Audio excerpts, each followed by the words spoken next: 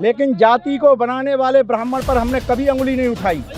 अब अंगुली ये ईमानदारी के साथ में उठ रही है कि ब्राह्मण इस देश को बर्बाद करने के सिवा और कुछ नहीं करता है।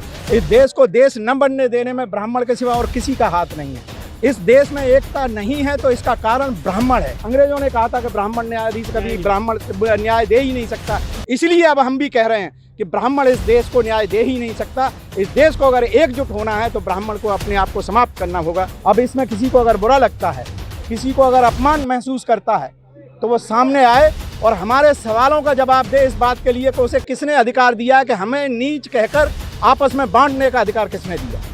कौन है वो व्यक्ति, कौन है वो धर्मग्रंथ, जब हमारा संविधान कहता है कि हम एक हैं, भारत के सब नागरिक एक हैं। गौतम जी, जो आपका जो आज प्रोटेस्ट था वो आज किस संदर्भ में था?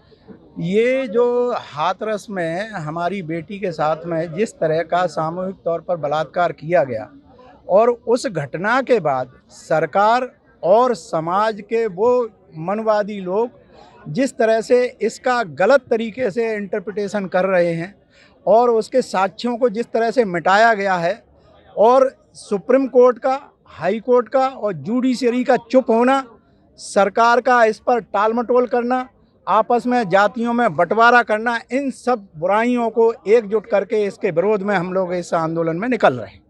आपने अभी एक पर्टिकुलर समुदाय को टारगेट किया, आपने सोच को टारगेट क्यों नहीं किया, कम्युनिटी को टारगेट करने? दरअसल वो ब्राह्मण सोच है आपका ये कहना, और इसको टालमटोल करके हम सदियों से गुलाम इस देश को करते रहे हैं, सिर्फ इसलिए कि हम ब्राह्मणवाद की बात करते हैं। लेकिन जाति को बनाने वाले ब्राह्मण पर हमने कभी अंगुली नहीं उठाई। अब अंगुली ये ईमानदारी के साथ में उठ रही है कि ब्राह्मण इस देश को बर्बाद करने के सिवा और कुछ नहीं करता है। इस देश को देश न बनने देने में ब्राह्मण के सिवा और किसी का हाथ नहीं है। इस देश में एकता नहीं है तो इसका कारण ब्राह्मण है, सिर्फ ब्राह्मण है। ब्राह्मणवादी व्यवस्था तो उसने पैदा की है, तो हम उस रूट को क्यों ना पकड़ें जो आज भी उसको पुनः जीवित करता रहता है। ये मानसिकता जिसने पैदा की है, हमने उस पर उंगली उठाई है। अब इसमें किसी को अगर बुरा लगता है, किसी को अगर अपमान महसूस करता है तो वो सामने आए और हमारे सवालों का जवाब दे इस बात के लिए कि उसे किसने अधिकार दिया है कि हमें नीच कहकर आपस में बांटने का अधिकार किसने दिया है। कौन है वो व्यक्ति, कौन है वो धर्मग्रंथ, जब हमारा संविधान कहता है कि हम एक हैं, भारत के सब नागरिक एक हैं।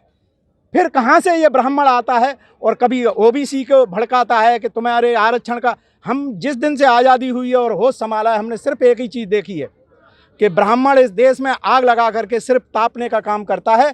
अब उसको टारगेट करना ही पड़ेगा, या तो ब्राह्मण सुधरे और इस देश की व्यवस्था में जिस तरह से उसने जहर घोला है उसको स्वयं मिटाए, वरना हम तो अपने उस जहर को मिटाने के लिए तैयार हुए हैं। हमारा किसी व्यक्ति विशेष से ये नहीं कहना है कि तुमको हम बर्बाद करेंगे। हम अपने अंदर से तुमने जो जहर बो दिया है, जिसे हम अपने आप में भी ब्राह्मण महसूस करते हैं, हम देखते हैं किसी गरीब को अपने आप को उच्च समझने लगते हैं, हम देखते हैं किसी मजदूर को हम अपने आप को बहुत कुछ समझने लगते हैं। तो जो हमारे अंदर जो अहंकार पैदा किया है, यही तो ब्राह्मण ने किया। छूत अछूत, ऊंच नीच, अमीर गरीब, ये किसने पैदा किए? ये मानसिकता सिर्फ एक ही व्यक्ति पैदा करता है, क्योंकि उसके पास रोजगार है, उसके पास मंदिर हैं। मंदिरों में जाकर के ब्राह्मण अपने क्या फैलाता है? सिर्फ भ्रम, झूठ।